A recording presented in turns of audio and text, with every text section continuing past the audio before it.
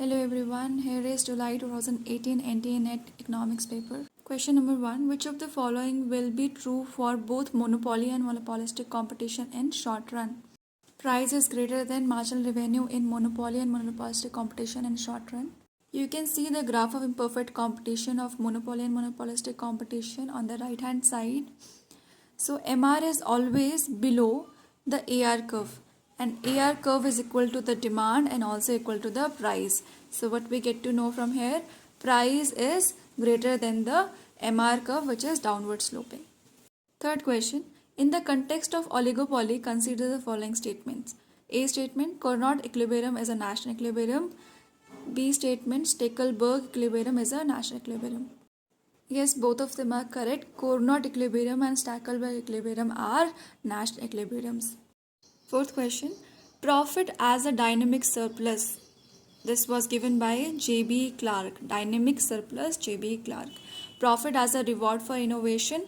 Innovation, wherever innovation comes, it's Schumpeter. Then profit as a reward for uncertainty. This was given by F.H. Knight. Wherever uncertainty comes, it is about F.H. Knight. Profit arise due to monopoly power. Monopoly power given by M. Kalecki. Fifth question. When marginal cost is equal to average cost, slope of AC is 0. You can see the graph. When AC, average cost, touches marginal cost, it starts increasing after that. And here MC is equal to AC and slope is constant, that is 0. Sixth question. Cobb-Douglas production function is given. Q is equal to A, K to the power alpha, L to the power beta. Which of the following is correct?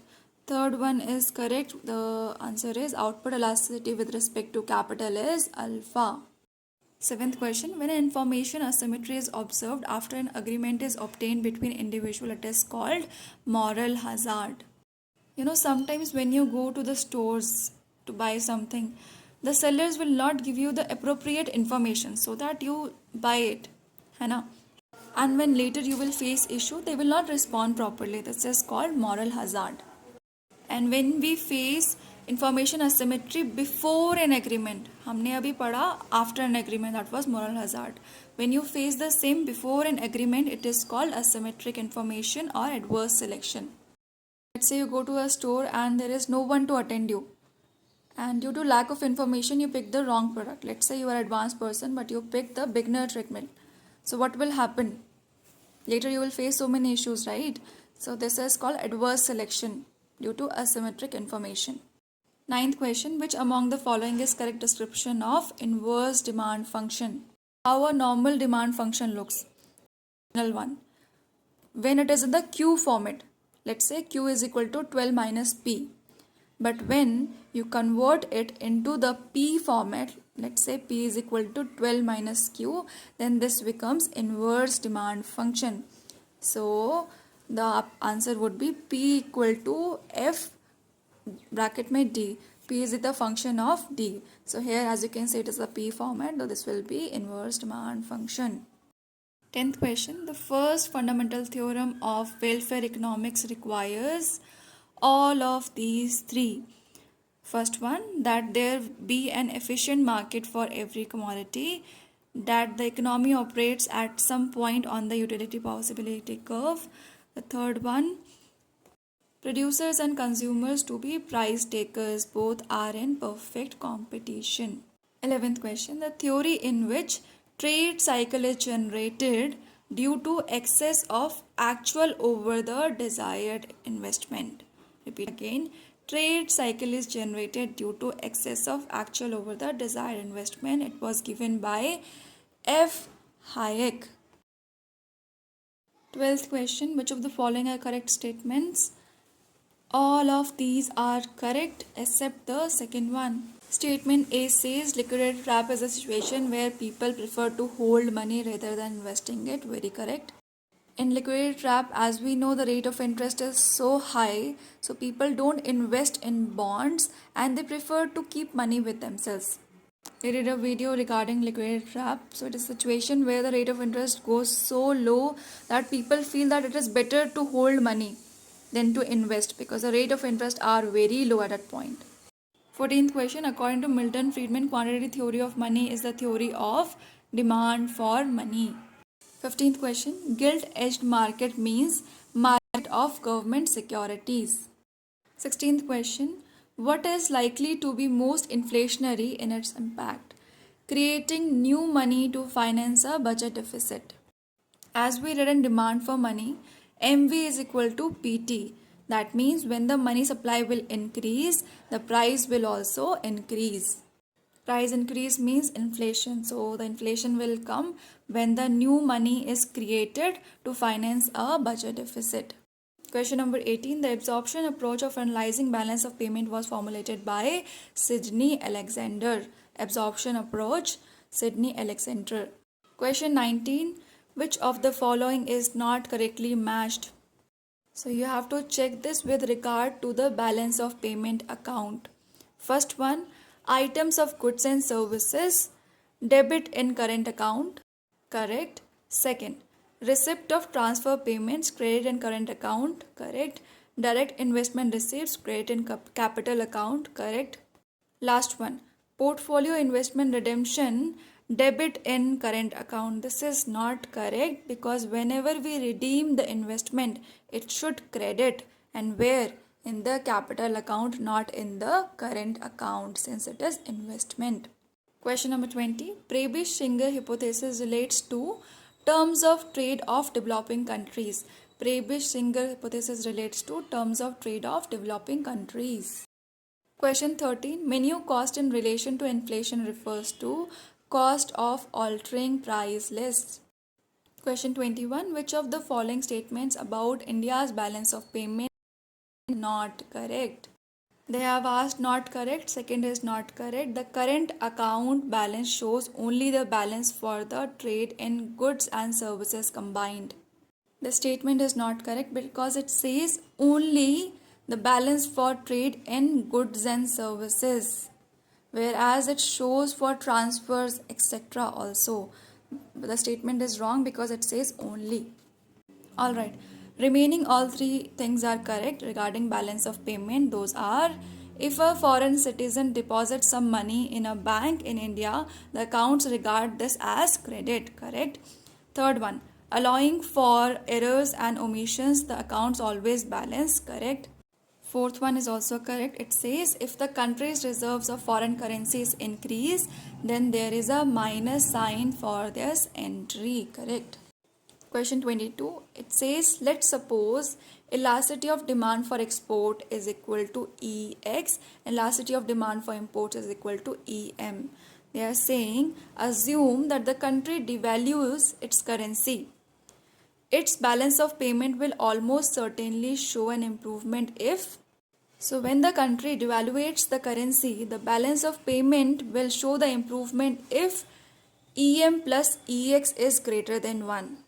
It means the country will show improvement in balance of payment if the exports plus the imports are greater than 1.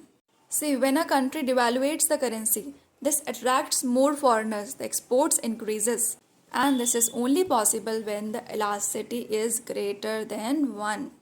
Question number 23. Which of the following would cause rupee to depreciate against US dollar, others being equal? So when the rupee will depreciate against the US dollar, the rupee will depreciate when there will be a fall in incomes in USA. The other three will increase the value of money. Those are the increase in rate of interest in India. Second, an expected rise in the external value of rupee. Third, an increased flow of foreign investment into India. Question 24. According to mercantilist, trade is a zero-sum game. Mercantilists used to say that there doesn't occur any profit. One's profit is others' loss. Question 26. Tax buoyancy is expressed as, when we are given ETY to the power B equal to buoyancy of tax revenue to income, TB is total tax revenue, change in TB is change in total tax revenue, Y is income, change in Y is change in income. So first one would be the right answer. Ety to the power b is equal to change in tb upon change in y multiplied by y upon t to the power b. So tax buoyancy is nothing but how much percentage of change will come in tax revenue. And when does the change comes in tax revenue? The change in tax revenue comes when the tax rates are changed. So what is the formula of tax buoyancy? The formula is percentage change in tax revenue divided by percentage change in income. Question number 27. Income tax is generally based on the principle of ability to pay principle. It means the income tax is charged according to the person's ability to pay. Question number 28. You have to tell the methods which can be used to obtain a welfare improvement when externalities exist. All the three methods can be used. Regulation method, assigning property rights and permitting bargaining, and third one, Pavlovian taxes. All three of these can be used. Question number 29. Which of the following is a capital receipt in the government budget? So you must know there are two important things about capital receipts. The first is capital receipts either create liability or it reduces the assets. So when the government is borrowing, government liability would be created. So third is the right answer, borrowing of the government from the public. Question 30. Which policy would be most effective to reduce the effect of externalities? Fiscal policy is most effective to reduce the effect of externality. Question 31. Maximum social advantage is achieved when marginal social sacrifice is equal to marginal social benefit. Repeating again, marginal social advantage can be achieved when marginal social sacrifice is equal to marginal social benefit. Question 32. Statutory incidence of a tax deals with the persons legally responsible for paying the tax. Question number 33. The relationship described by the expectations augmented Phillips curve is corrected in the long run. So wherever expectations augmented comes, it is about long run Phillips curve. Question 34. Non-accelerating inflation rate of unemployment, NAIRU means, so NAIRU means rate of unemployment for which the change in the rate of inflation is zero. Question 35. New Keynesian uses what to explain price and wages stickiness? New Keynesian uses staggered labor contracts, menu cost, behavior based on bounded rationality to explain price and wages stickiness. Question number 36. Consider the following statement. You have to tell which of the following are correct.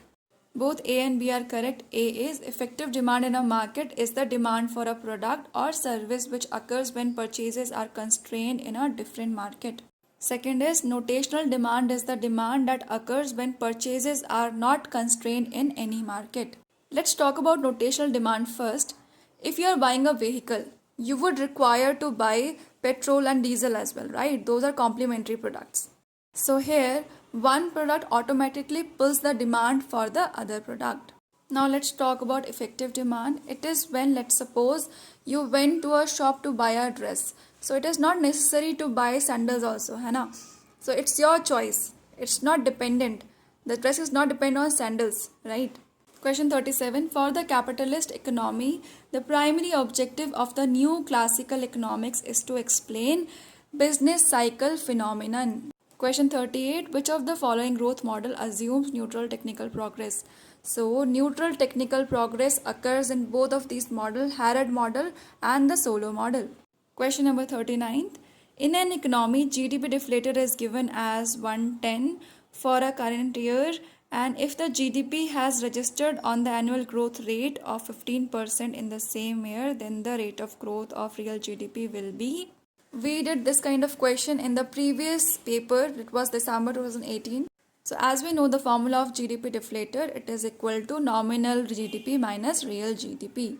Here GDP deflator is given as 110 for current year. We don't know the base year, so we will assume the base year as 100 and we will subtract 100 from the current year, divide by 100, multiplied by 100. We will get 10%. So now we have got GDP deflator as 10%. Nominal income is 15% minus real GDP. We don't know real GDP. Now we'll find the real GDP. 15 minus 10, real GDP comes out to be 5%.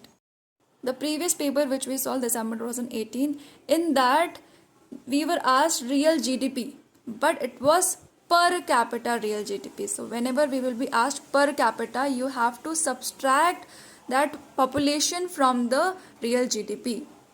So here we are not asked per capita, so the answer will remain the same, 5%. 48th question, what is the nature of equilibrium in ISLM model? The nature of equilibrium is torque and flow equilibrium. In ISLM model, the nature of the equilibrium is torque and flow equilibrium. Thank you so much.